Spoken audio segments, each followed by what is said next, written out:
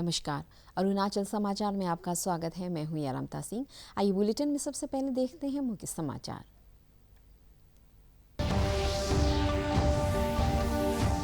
केंद्रीय मंत्रिमंडल ने कोविड-19 महामारी से उत्पन्न स्थिति के मद्देनजर महामारी आपदा अधिनियम 1897 में संशोधन के लिए अध्यादेश को दी मंजूरी। स्वास्थ्य कर्मियों के साथ हिंसक कार्रवाई बना संज्ञेय और गैर जमानती अपराध।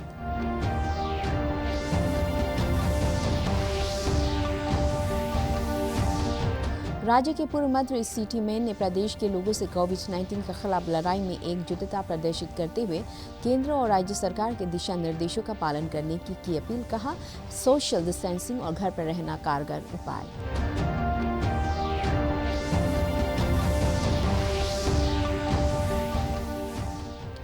राज्य में लॉकडाउन के दौरान खेती और मनरेगा कार्य जारी। प्रधानमंत्री गरीब कल्याण योजना के तहत कई लाभार्थियों को पीएम किसान सम्मान निधि की अग्रिम राशि मिलने और एलपीजी गैस के लिए मिली पूरी धनराशि।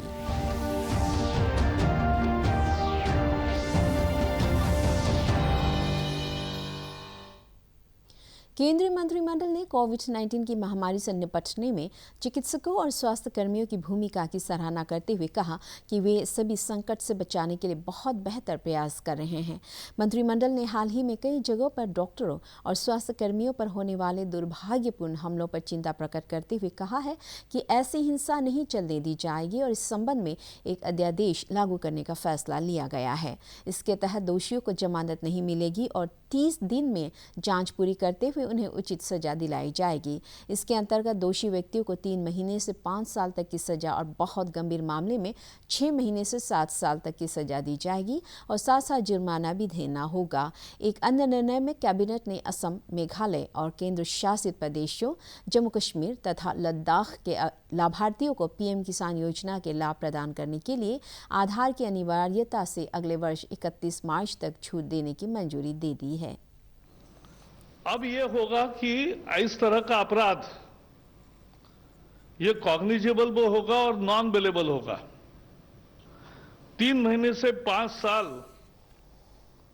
सजा हो सकती है अगर इन पर हमले हुए या कोई नुकसान किया, और 50,000 से 2 लाख रुपए तक का जुर्माना देना पड़ सकता है। और अगर बहुत गंभीर हमला है, गंभीर इंजरी हुई है, तो 6 महीने से 7 साल तक सजा का प्रोविजन है, 6 मंथ टू 7 इयर्स। और ऐसे केसेस में जुर्माना है वो 1 लाख से 5 लाख तक है। संदेश साफ है, डॉक्टर और आरोग्य कर्मियों पर हमले बर्दाश्त नहीं होंगे। केवल इतना ही नहीं, आज एक विशेष प्रोविजन भी की है अध्यादेश में कि समझो उनकी गाड़ी का नुकसान हुआ, उनके क्लिनिक का नुकसान हुआ, तो जो भी उसकी कॉस्ट है, मार्केट वैल्यू, उसके 2 गुना जिसने हमला किया उनसे वसूला जाएगा। लोकसभा अध्यक्ष ओम बिरला ने आज संसद भवन में वीडियो कॉन्फ्रेंसिंग के माध्यम से राज्य विधानसभाओं के पीठासीन अधिकारियों के साथ बातचीत की। श्री बिरला ने राज्य विधानसभाओं से आग्रह किया कि वे विधायी और वित्तीय कार्यों के साथ साथ बैठकों और फाइल चलाने जैसे रूटीन कामों में डिजिटल टेक्नोलॉजी का व्यापक रूप से उपयोग किए जाने की संभावना पर विचार करें ताकि उनके राज्य में सोशल डिस्टेंसिंग के नियमों का कड़ाई से पालन हो सके। उन्होंने कहा कि विधानसभाओं और राज्य में अधिक प्रभावी कामकाज के लिए टेक्नोलॉजी को अपनाया जाना चाहिए। राज्य विधानसभा के अध्यक्षों के साथ बातचीत के दौरान स्पीकर को बताया गया कि अनेक राज्यों ने प्रभावित व्यक्तियों को राहत पहुंचाने के लिए सक्रिय रूप से कई कदम उठाए हैं। कई पीठासीन अधिकारियों ने लोकसभा अध्यक्ष को देश के अनेक भागों में फंसे कामगारों की स्थिति के बारे में जानकारी दी। उन्होंने सभी राज्य विधानसभाओं से अनुरोध किया कि वे विभिन्न विधानसभाओं और संसद के बीच जानकारी के रियल टाइम आदान प्रदान के लिए एक नियंत्रण कक्ष की स्थापना करें, जिससे विधायकों और सांसदों को कोविड-19 से उत्पन्न स्थिति का मुकाबला करने के लिए अपने कर्तव्य अधिक प्रभावी ढंग से निभाने में मदद मिलेगी। फैलने में, निपटने में काफी हद तक कामयाब हुई है और जनता ने भी इसके साथ कंधे से कंधा मिलाकर केंद्रीय सूचना और प्रसारण मंत्रालय ने इलेक्ट्रॉनिक और प्रिंट मीडिया से जुड़े पत्रकारों को समाचारों के संकलन के दौरान कोरोना वायरस से बचने के लिए समुचित एहतियात बरतने की सलाह दी है। मंत्रालय ने कहा है कि देश के कई इलाकों में मीडिया कर्मी समाचार संकलन करते समय वायरस की चपेट में आ गए हैं। इसमें सभी मीडिया घरानों से बाहर और कार्यालयों में काम करने वाले कर्मचारियों की आवश्यक प्रतिरक्षा उपलब्ध कराने की सलाह दी गई है। राज्य के पूर्व मंत्री सीटी मे ने प्रदेश के लोगों से कोविड-19 के खिलाफ लड़ाई में एकजुटता प्रदर्शित करते हुए केंद्र और राज्य सरकार के दिशा निर्देशों का पालन करने की अपील की है। उन्होंने कहा कि वर्तमान परिस्थितियों में सोशल डिस्टेंसिंग का पालन करते हुए अपने घरों पर ही बने रहना कोरोना को फैलने से रोकने का कारगर उपाय है। कोरोना वायरस अभी जो दुनिया में फैल रहा है ये रियली बहुत डेंजर है। ये आज 1.5 लाख से भी ज़्यादा आदमी का मौत हो गया वर्ल्ड वाइड। ये बहुत संक्रामक है। इजीली एक आदमी से दूसरा आदमी थोड़ा सा सामने होने से ये तो हो जाता है। इसीलिए गवर्नमेंट जैसे बोलेगा हम लोग मानना है अपना प्रोटेक्शन के लिए। इसीलिए हम अरुणाचल वासी से निवेदन है जी, जो लॉकडाउन को मारना है, असल पढ़ना है, बाहर नहीं जाना है, सोशल डिस्टेंसिंग करना है, मुख में तो मास्क लगाना है, वो आपको हाथ तो धुलाई करना है, अच्छा से हाथ सफा करना है और गर्म पानी जितना सके वो पीना है। मणिपुर के मुख्यमंत्री एन बीरेन सिंह ने कहा कि राज्य कोविड-19 के संक्रमण से पूरी तरह मुक्त हो गया है। कल इस घातक वायरस से संक्रमित दूसरे रोगी को भी ठीक हो जाने के बाद अस्पताल से छुट्टी दे दी गई। मुख्यमंत्री ने कहा कि राज्य में कोविड-19 का अब कोई सक्रिय मामला नहीं है, लेकिन लोगों को हर समय सतर्क रहने की आवश्यकता है। श्री बीरेन सिंह ने जोर देकर कहा कि भारत म्यांमार सीमा क्षेत्र पर अतिरिक्त ध्यान देने और कड़ी निगरानी रखने की आवश्यकता है। आज विश्व पृथ्वी दिवस यानी वर्ल्ड अर्थ डे है। धरती पर रहने वाले तमाम जीव जंतुओं और पेड़ पौधों को बचाने तथा दुनिया भर में पर्यावरण के प्रति जागरूकता बढ़ाने के लक्ष्य के तहत 1970 में आज ही के दिन पृथ्वी दिवस मनाने की शुरुआत हुई थी। तब इस परंपरा को 192 देशों ने अपनाया था। आज लगभग पूरी दुनिया में प्रतिवर्ष पृथ्वी दिवस के मौके पर धरती का पर्यावरण बनाए रखने और हर तरह के जीव जंतुओं को उनके हिस्से का स्थान और अधिकार देने का संकल्प लिया जाता है। प्रधानमंत्री नरेंद्र मोदी ने पृथ्वी दिवस के अवसर पर भरपूर देखभाल और अनुकंपा के लिए धरती का आभार व्यक्त किया है। ट्विटर पर श्री मोदी ने कहा कि लोगों को ज़्यादा स्वच्छ, ज़्यादा स्वस्थ और ज़्यादा समृद्ध धरती बनाने की दिशा में कार्य करने का प्रण लेना चाहिए। उन्होंने कोविड-19 महामारी को पराजित करने के लिए बढ़ चढ़ कर काम कर रहे सभी लोगों की सराहना की। केंद्रीय वन और पर्यावरण मंत्री प्रकाश जावड़ेकर ने देशवासियों से पर्यावरण संरक्षण का संकल्प लेने की अपील की है। याद दिलाती है और इसलिए महात्मा गांधी जी कहते थे कि ये पृथ्वी सबके जरूरतों को पूरा करेगी लेकिन सबके लालसा को पूरा नहीं करेगी, ग्रीड। तो इसीलिए और प्रधानमंत्री जी भी कह रहे हैं कि अगर दुनिया में जलवायु परिवर्तन का मुकाबला करना है तो हमें एक सतत जीवन शैली का स्वीकार करना पड़ेगा, जो भारत की विशेषता है। भारत की जीवन शैली मूलतः पर्यावरण पूरक है। उसी जीवन शैली को आगे बढ़ाना पड़ेगा।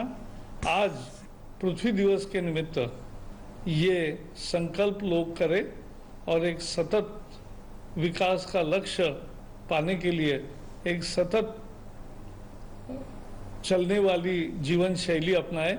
यही मुझे लगता है मुख्य संदेश है आज का।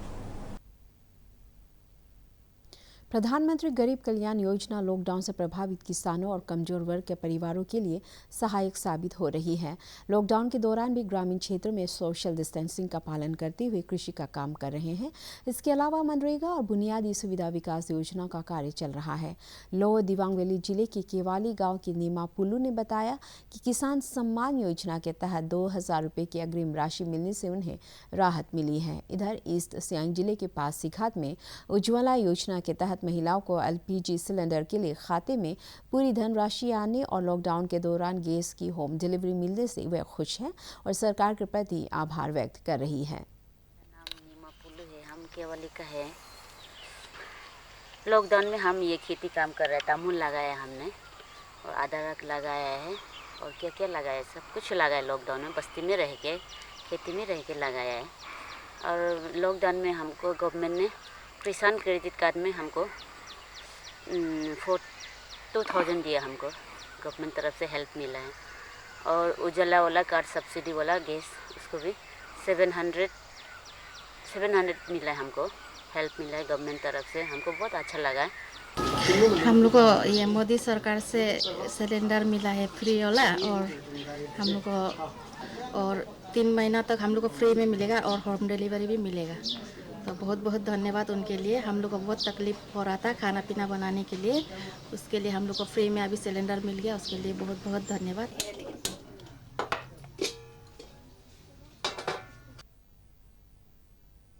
राष्ट्रीय आपदा त्वरित बल एनडीआरएफ कोविड के संक्रमण को रोकने के लिए जगह जगह सैनिटाइजेशन अभियान चला रहा है। बल के जवानों ने आज राजीव गांधी केंद्रीय विश्वविद्यालय दोईमुख, रोनो हिल्स के शैक्षणिक ब्लॉक, लाइब्रेरी, कार्यालय और परिसर में स्थित बैंक को सैनिटाइज किया। एनडीआरएफ के एक वरिष्ठ अधिकारी ने बताया कि महत्वपूर्ण प्रतिष्ठानों के आसपास वायरस रोधी दवाओं के छिड़काव के अलावा जन जागरूकता अभियान भी चलाया जा रहा है।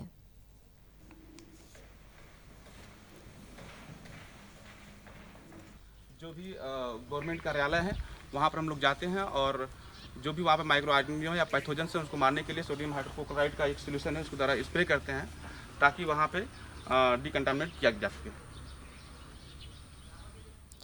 राज्य में लॉकडाउन से प्रभावित कामगारों, गरीब परिवारों और छात्रों की सहायता के लिए अनेक सामाजिक और गैर सरकारी संगठन आगे आ रहे हैं। राजकीय उच्चतर माध्यमिक विद्यालय कंकरनाला में कामगारों के लिए स्थापित राहत शिविर में प्रतिदिन उनके भोजन का कर्ज उठाने के लिए एक व्यावसायिक प्रतिष्ठान आगे आया है। वहीं आपसू सहित अनेक छात्रों और सामाजिक संगठन राजधानी ईटानगर में प्रदेश के विभिन्न जिलों के फंसे हुए छात्रों की सहायता कर रहे हैं।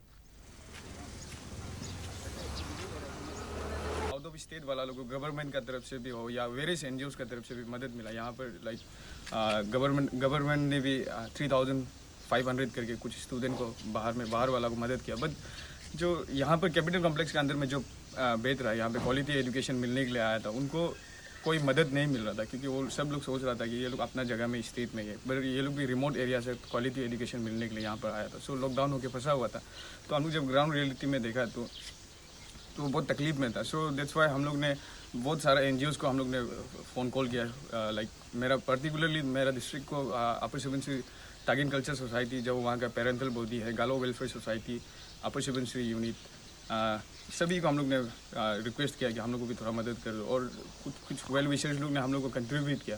तो वो कंट्रीब्यूशन का वजह से आज हम लोग ये राशन पानी लेके उनको जो 5 kg चावल, 5 kg चावल, आलू, दाल और थोड़ा तेल करके हम लोग उनको थोड़ा मदद कर रहे हैं। आज हमारे एक शुभ चिंतक है, उनका नाम है कमल बजाज जी, किसी कंस्ट्रक्शन फर्म के मालिक है। वो फिलहाल तो गुवाहाटी में, लेकिन उन्होंने अपने मैनेजर के द्वारा हमारे नॉर्मल मीडियम कैंप के लिए कुछ खाने पीने का सामान भेजा है। और उन्होंने प्रॉमिस किया है कि जब तक ये लॉकडाउन पीरियड खत्म नहीं होगा, कम से कम 20 या 25 लेबर का वो सारा खाने पीने का खर्चा बेयर करेंगे। यहाँ चाहे पत्ती से लेकर आपका आलू, दाल, चावल सब भेजा हुआ है। तो हमारे प्रशासन की तरफ से उनको बहुत बहुत धन्यवाद। और बाकी जितने भी यहाँ बिजनेस कम्युनिटी है, प्लस लोकल नॉन लोकल, सबसे रिक्वेस्ट है कि आप भी जब भी मौका मिले ऐसा कठिन परिस्थिति में आप अपना योगदान दीजिए। अरुणाचल समाचार के आज के अंक में इतना ही। हम कल फिर हाजिर होंगे अरुणाचल और देश दुनिया की खबरों के साथ। आप देखते रहिए अरुण प्रभा। नमस्कार।